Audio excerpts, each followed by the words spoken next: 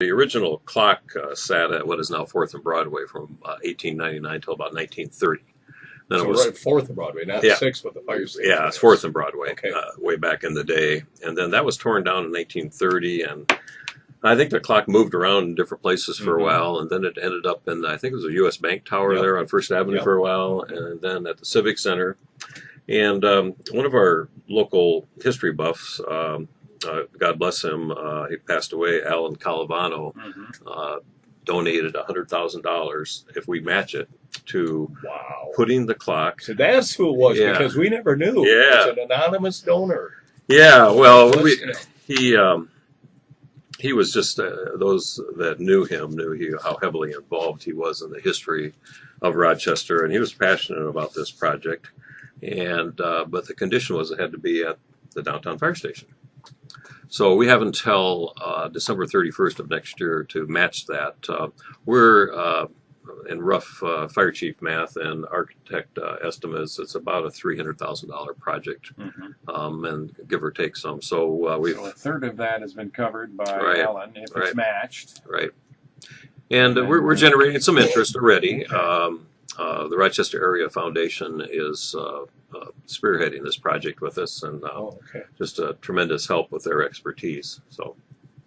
So yeah, where are we at right now? Any idea how far? Well, along we are? no, we just started. Do have some corporate donations coming in. A lot of interest among the firefighters and the retired firefighters in purchasing a paver.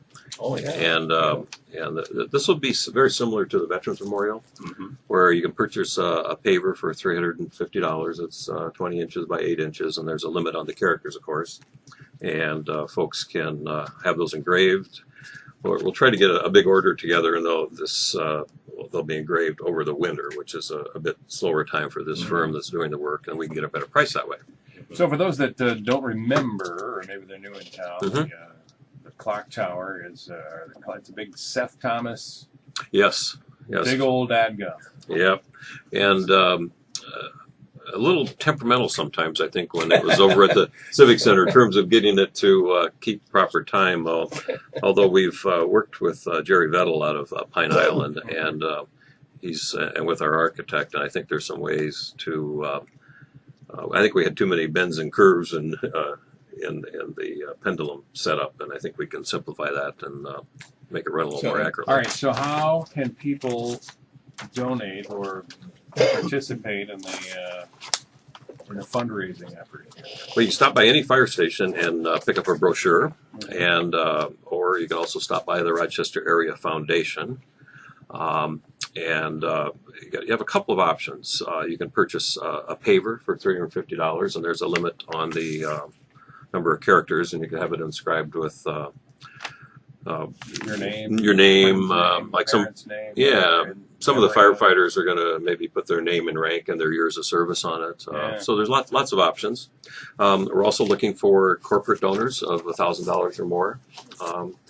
And then for those that just want to help in a smaller way, but I think is equally important, we are selling challenge coins for $10. And what is that? About the size of a 50-cent silver dollar. Silver dollar. Yeah. And it's got our Rochester Fire Department logo on one side, and then the rendering of the new clock tower design on the back.